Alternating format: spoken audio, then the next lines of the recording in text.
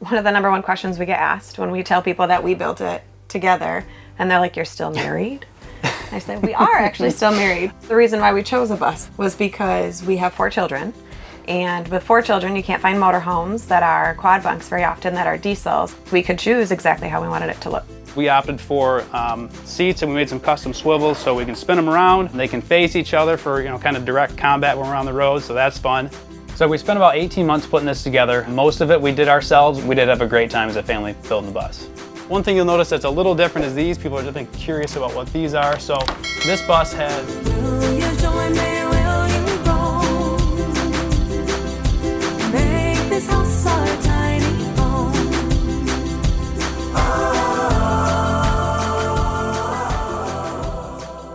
Hi, I'm Cam, this is Tara. These are our 4 kids. We're the Kuperuses. Why don't you come inside and check out the bus?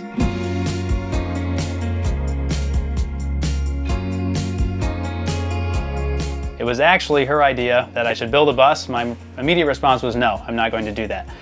So she worked on me pretty consistently for about 1.5 years. About 18 months later, I was shooting out to Phoenix to get a bus and do this build for the next 18 months after that. We've got a home in Michigan, but for us, travel is huge with the family. We wanted to make sure that we made a very intentional move to take the kids out and go do things, see things together. So we invested time and resources into building the bus to make sure that we actively throw the kids in and take advantage of trips when we can. So we're on the road for 2 months now. We've spent probably 30 or 40 nights in the bus since we've built it, but it's been a lot of fun. The kids are meeting people, making friends quickly, and that's kind of what we want to do is put the kids in different social situations where they can get to meet people, as well as Tara and I get to meet people, and just kind of keep our family close and yet go far and see a lot of different stuff. So the reason why we chose a bus, though, was because we have 4 children. And with 4 children, you can't find motorhomes that are quad bunks very often that are diesels. Another reason was because after we saw other people's buses, it made us think like, oh, we can make the bus however we want to make it. We can have whatever style we want. We can have whatever colors we want. And that is something that you can't always customize in other rigs. So that was one of our driving factors too, is we could choose exactly how we wanted it to look. Building it was an adventure in itself. One of the #1 questions we get asked when we tell people that we built it together, and they're like, "You're still married?" I said, "We are actually still married." So we spent about 18 months putting this together. Most of it we did ourselves. We did get some help from friends and family, obviously, a couple of contractors for spray foam and stuff like that, but we did do the vast majority ourselves. The kids were involved. They did some painting and learn how to use some tools and build stuff out of scraps. We did have a great time as a family building the bus.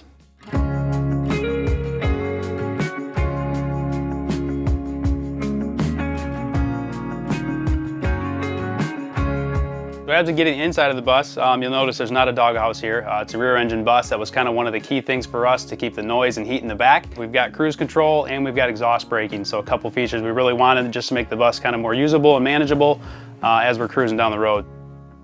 Obviously we added a rear view camera so I can keep an eye on the Jeep that's behind us.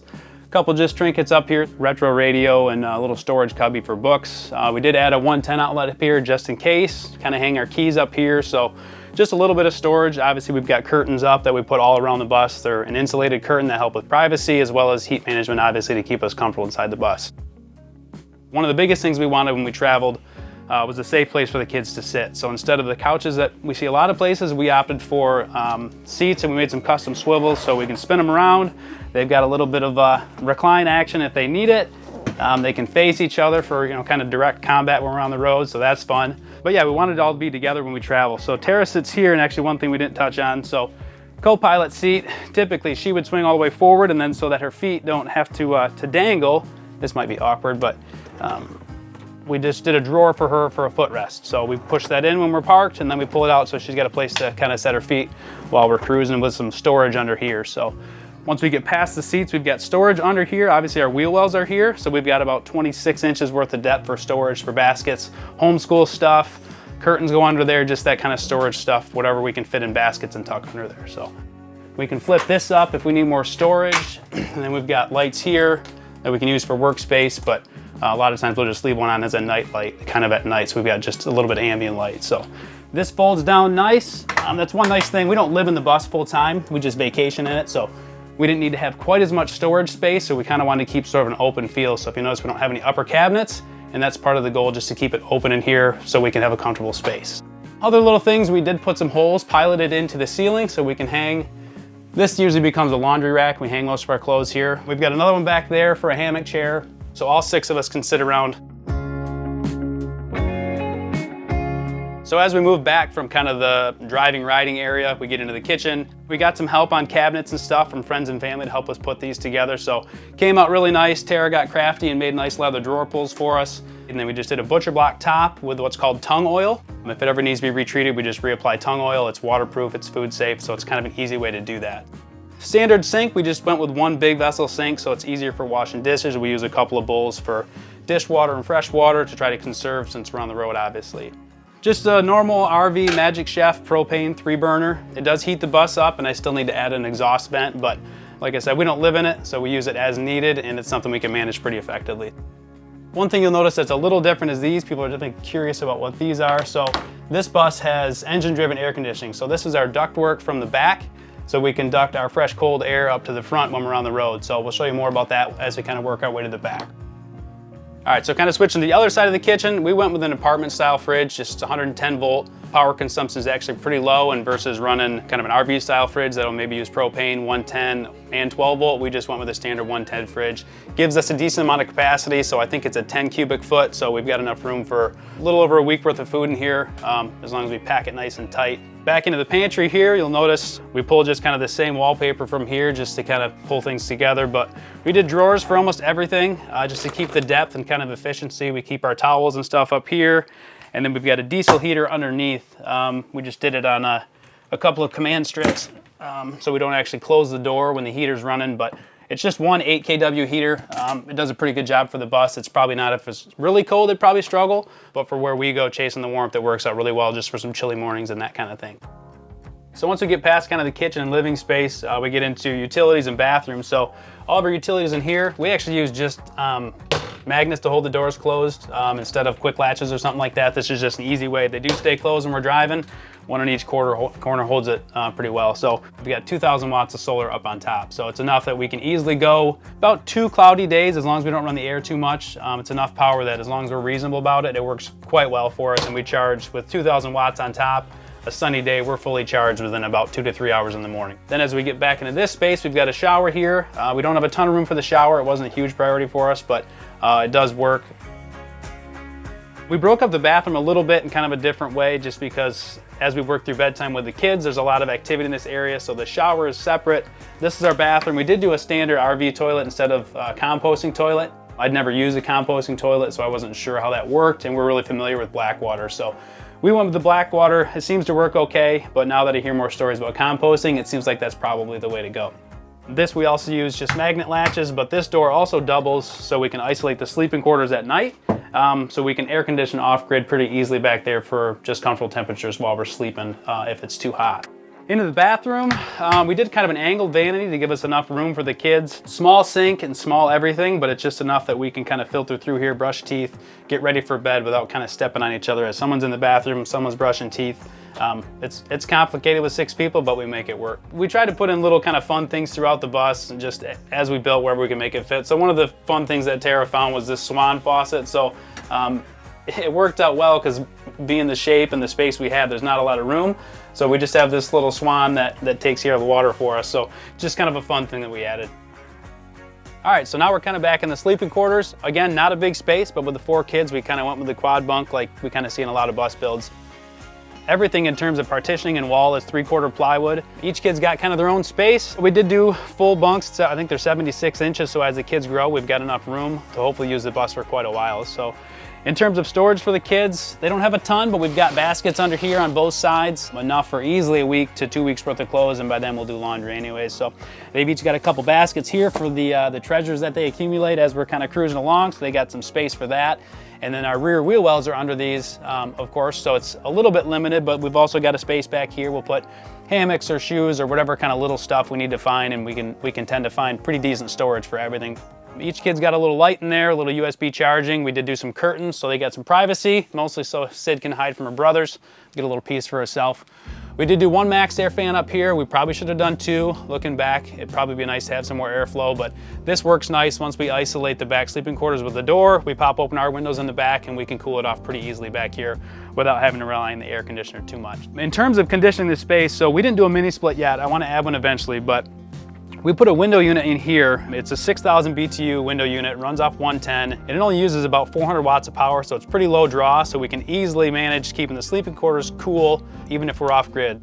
As you get back into the queen bed, we've got just a queen mattress for Tara and I, obviously, and then the over-the-road air conditioning is back here, so behind the black grate there is the evaporator, and then we've got ductwork that you saw up front that comes up here and pushes that air to the front. So since the evaporator's there anyways, we tucked our storage underneath that, just so we didn't have to sacrifice space anywhere else, and the mattress wouldn't fit under it anyway. So worked for kind of a nice smooth transition all the way down from that perspective. The bed itself is on struts, so we can lift that up, and then there's a decent amount of storage under there for paddleboard and ladder and all that kind of stuff, the tools that we have to have along with us. We're gonna get back to our video tour in just 1 minute, but first I'd like to take a moment to thank this week's sponsor, Jackery. Sponsors make it possible for us to travel around and film really high quality content for you guys, and that sometimes takes us to some pretty remote and even off-grid locations. So I'm here today to test out the Jackery 2000 V2 to see if it's a reliable power source for recharging all of my equipment when I'm on a shoot. The Jackery 2000 V2 solar generator is an effortless solution for home power stability, providing instant power with no installation. This eco-friendly generator is meant to replace traditional fuel-powered generators to ensure that users have a reliable and safe power source. Quiet operation ensures that it won't disrupt our video tours, and whenever I need more power, I can source clean energy from the sun.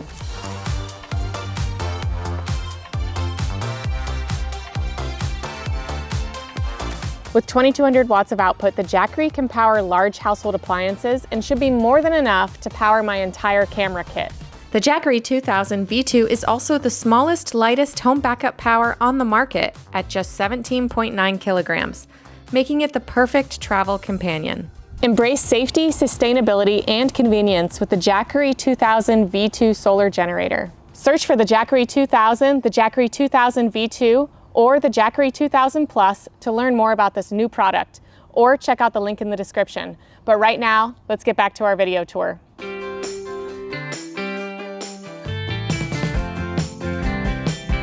So we'll take a look at the outside of the bus. In terms of basics, it's a 2007 Thomas HDX safety liner. It's a 40-footer. We want a lot of space. In terms of mechanicals, it's a Cat C7. It's actually 275 horsepower, so it's a little more. So we can carry about 70 down the highway pretty comfortably. And we did unlock 6th gear, which helped quite a bit. Starting from the doors, right now we've got the standard bus doors on it. They seem to work out well.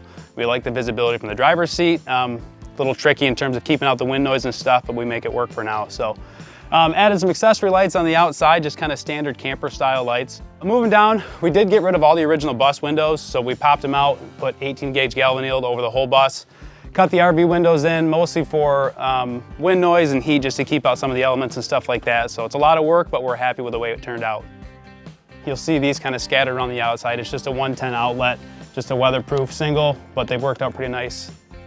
And this is just a storage compartment that we've got, just sort of a random little space, but we actually plumbed bulk propane over to here. So we've got quick couplers around the bus so we can plumb into propane for either the fireplace or the Blackstone, which is what we typically use to cook. So we just keep kind of the essentials in there so it's easy to access, and then when we're done, we can just close it up and keep stuff out of the way so we're not tripping on the hoses and stuff like that. So these are hammock hooks, so we get to use them when it's the right place. If we've got trees, or if we don't, we'll actually hook to the roll cage in the Jeep. In terms of storage and underbody, this was one of our kind of must-haves when we picked out a bus. We wanted to make sure we had a lot of storage, so we had a rain day yesterday, so we're mostly full of wet shoes at this point, but we pack it full. It gets messy, but at least it keeps our stuff kind of contained. Moving back, so we've got in here, we don't do a lot of winter travel, so we're from Michigan anyway, so it's cold, so we deal with the snow enough, so we typically stick with warm weather. We did build our own fresh gray and black water tanks, so we used 3/8 high-density polyethylene sheets and plastic welded the tanks together, so there's 100 gallons of fresh water right under the frame rails. We did do some filters after the tank, so we know it's clean coming into the faucets. Did a instant tankless hot water heater, so I didn't really want a duct sticking out the side, so we just cut an event here that kind of seals up to the heater itself, just to keep it kind of smooth and sleek on the outside. So like a lot of families, we flat tow a Jeep, but the question we get asked a lot is, you've got 6 people, Jeeps don't hold 6, how do you guys do it? So it's not that we invented anything here, but we added a seat to the back, so we've got room for everybody, and luckily all of our people are small, so we fit. So this is just a fold and tumble seat from Best Top. So we set it up so we can fold it down, fold it forward, and still have some access to the stuff that's under here. And then we also extended the roll bar just to keep the kids safe. So they're in 4-point harnesses in here, so they're safe, and this is fastened very well down to the Jeep, so the whole system is safe. Flat towing the Jeep works really well, super easy, it's light. That's kind of why we went with the Jeep. It's just so easy to flat tow, and it works for what we need to do. Plus, if we're somewhere that looks cool, we can't take the bus off-road, obviously, we'll jump in the Jeep, go to the dunes, hit the trails, just kind of use the Jeep for what the Jeep is supposed to be for. You'll notice the back is sagging quite a bit. We've actually got air suspension on the bus, so it seems like a good thing and it does ride nice, but one thing we need to account for, if we sit for a couple days, the back will set down. So we need to take into account how we set up on the lot and how we handle the air suspension. Otherwise we end up on kind of a heavy rake if we sit for too long. We did delete everything back here. We wanted to keep the back window, but the storage was too important to us in the back, so we deleted the back window, got rid of the bus lights, added some lighting in the back in case we need it. One of the things you'll notice, the license plate is her idea because the bus was completely her idea. Took us a long time to kind of land on paint, color, and scheme. We did a lot of sketches and thought and kind of consulting with other people, and we ended up going with Summit White, which is a standard automotive color, and then the closest color we could get to match the Jeep, just kind of for the, I don't know, the fun of it, I guess, so it all matches when we're rolling down the road. So freshwater fill is here. We pipe that across to the freshwater tank in the bottom. Then underbody storage. So in terms of underbody, like I said, we gave up kind of some space to the Blackwater here, and we probably could have gone composting, but this is where we keep kind of all the nitty gritties. So we've got the diesel tank here for our diesel heater, tanks and tools and all that kind of stuff, just kind of the mechanicals of the bus. So one thing that we didn't really intend to do was as much propane as we have. So we've got one here, and this is primarily used for the Blackstone and the other utility stuff like that, but there's 2 50-pound tanks here, so we've got a ton of propane. In terms of on top, we have a couple things in mind. So we built a lot of the posts on top. The way we did it was probably more work than it needed to be, but it's super rigid. We can easily mount the panels on unistrut on top, and then we've also got some taller posts in the back over the external AC unit. The hope is to put storage or a deck or something up there and kind of utilize that. So we just went ahead and put posts all the way down so that we can use that space going forward. The front of the bus is kind of the same. We did get rid of the flashing lights up front and just put in some white lights. We did upgrade headlights with LEDs just because the stock bus lights were terrible. They didn't do anything. So that's kind of the bus in a nutshell. A future plan for travel would be to get us to Alaska. But after that, or around that, would just be all kinds of family trips as much as we can. With doing homeschool for the children, we have flexibility. And so we'll just take every opportunity we can get to see places both near and far. One of the things that we've found, the more stuff you have, the more clutter you have, the more you have to manage, the more stress you have. So the common theme is that it's sort of liberating once you get away from all the stuff, right? Like even in our normal life at home, we just want to have less stuff. I would also add that another thing that we've learned kind of this whole project, and as we look to the future, whether we keep our house, whether we downsize our house or whatever it might be, is that nothing's permanent. So you can make a decision. You could think that could be your forever place or your forever home, but it doesn't have to be. So just don't feel weighted by your original decision, even though it was right in the moment, might not be the right thing for the future. Thanks for watching this week's episode. I hope you guys enjoyed it. Please make sure to like, share, and subscribe, and I will see you soon with another unique home tour.